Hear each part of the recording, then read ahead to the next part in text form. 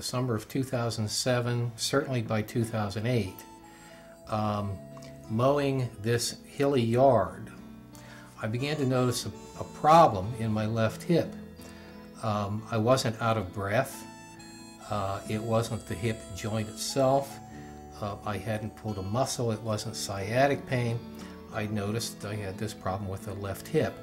Whenever going up and down hill, doing a lot of stairs and so forth. It gradually dawned on me after eliminating some of the other things I just mentioned, like sciatic pain, that no, it's exhaustion of the muscles in my left hip.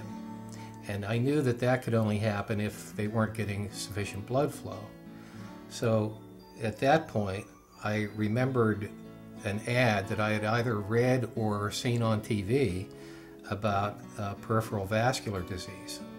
And the light went on and I thought, this must be what I have.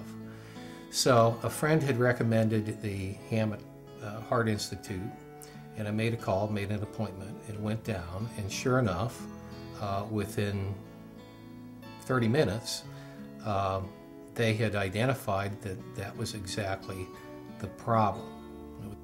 My wife initially, she asked me several times, are you sure this is necessary?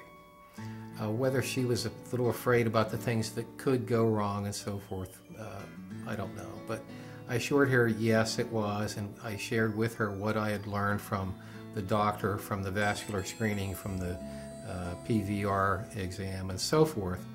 And I think that increased her comfort level quite a bit.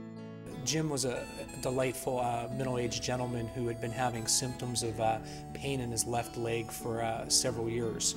And being astute, he realized that there was a problem going on there and signed himself up for one of the PAD screenings at Hamot. At that point in time, his carotids, his abdomen for aneurysm, and his legs were evaluated, and it was clear that he had decreased blood flow down his left leg.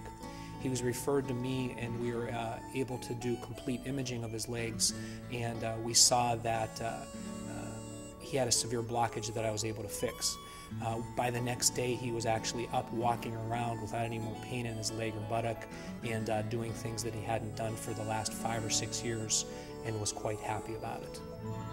So from the commitment of the general public, the Board of Corporators, generous donors like Jan Underhill and Frank Wisniewski were able to continue to stay up to date with the most state-of-the-art equipment and provide high-quality care to our patients. I noticed the difference beginning the next day. I could go up multiple flights of steps without having that same exhausted feeling that I'd had before the stent was installed. I can do the treadmill for a greater period of time, and just any sort of physical activity like that. I've noticed just out walking around, going uphill is not a problem. Yeah, the difference was immediate. My experience with Hamot has been universally good, beginning with Greg Connect at the vascular screening, on through everybody at the cath lab. Dr. Mahalik, my surgeon, is quite good, educational. I couldn't be more pleased with everything from beginning to end with my experience at Hamot.